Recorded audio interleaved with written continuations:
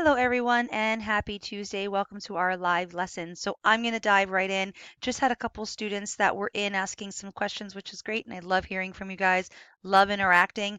Hopefully, I helped you guys out in terms of clarifying some things in regards to work. I'm going to dive right in. And today is our day one, essentially, of our unit two. Now, depending on if you're working a little ahead or a little behind, you're welcome to watch this whenever you can. So I'm going to share my screen. One second, it's just going to flip over. Sorry about this, guys. Just takes a second or two. It's flipping, and there we go. So here's our course. I'm going to go. Today's agenda, again, always has your hyperlinks in terms of where to go, how to find stuff that you need to do. I've had several questions, again, about links not working or lessons not popping up. I'm going to repeat that in order for you to see the lessons, you have to ensure that you have completed the task before.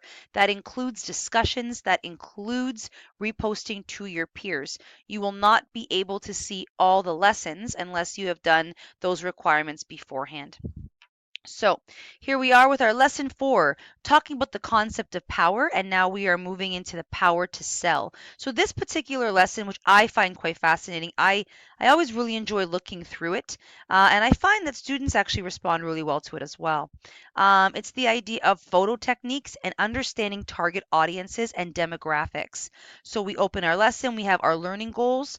What are we taking away from this lesson? Success criteria always kind of means what do I need to do to ensure that I've completed everything and that I'm on track.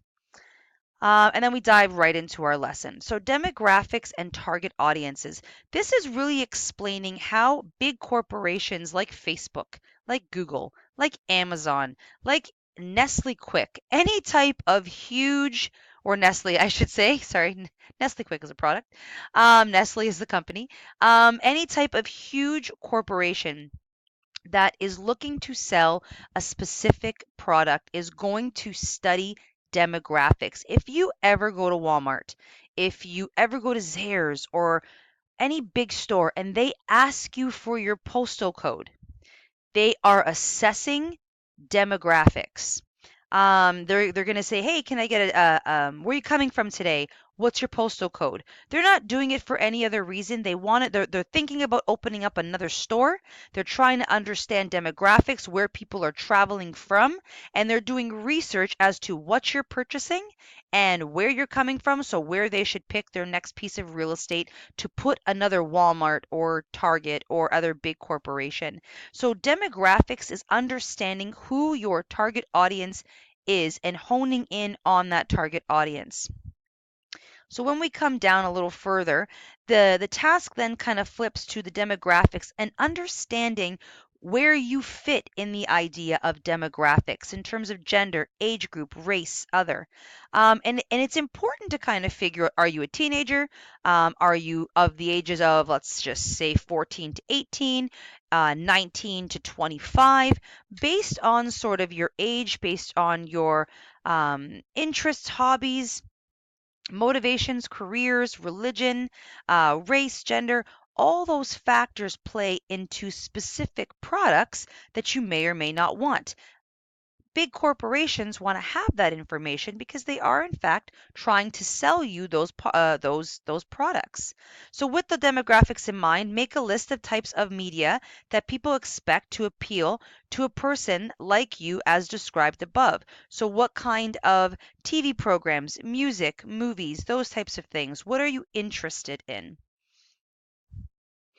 So it's really important to kind of understand where you fit in this so that companies can appeal. And then again at the top, I didn't say this part, but kind of going over the idea of different social media aspects, of which we're kind of exploring. I have within the lesson as well a Padlet, understanding demographics, to practice your own understanding of it. So please make sure, I know that we have some students have started to post. Please make sure that you are finishing that up as well. And then you can add your own post to our class Padlet by clicking the pink plus sign below. Now, underneath, we get into photo techniques. I always find this really interesting in the idea of Photography, I mean, everything is done very, very purposefully. Things are captured, things are set up in a way that is to persuade you in some way to think a certain way, to not think a certain way, to focus on certain things, divert your attention from other things.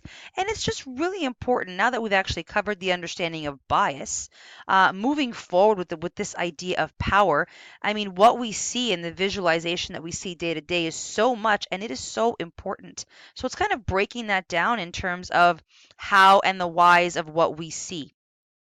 Now, just skimming down a little bit, there's a graphic organizer that I would love you to use, kind of to ensure that you don't forget anything when you in fact choose an advertisement or a piece of media that you are going to in fact dissect. Now, as you dissect it, I've identified specific things that I want you to look for: target audiences, mood, tone, and then you're going to identify 3 different photographic techniques that are in fact going to help you break down that image and try and really figure out how and why the color, the focus, the framing is impacting the viewer and persuading the viewer based on that product or that thing, that object that is being promoted. And then I'm trying to give you just a couple more options in regards to submitting your final project. You can do so in a written form, by completing an expository paragraph. So the idea of an informative paragraph, or you can also do a video presentation, 3 to 5 minutes, completely up to you. This is where you will in fact submit your analysis as well. And of course, rubric, it's just how you are being assessed, all that good stuff. So I am going to, and I just realized that I don't think you saw that last bit. I'm so sorry, guys. That's okay. The lesson is there. Sorry. Again, technology does not always agree with me, and it's switched without telling me. So I apologize for that.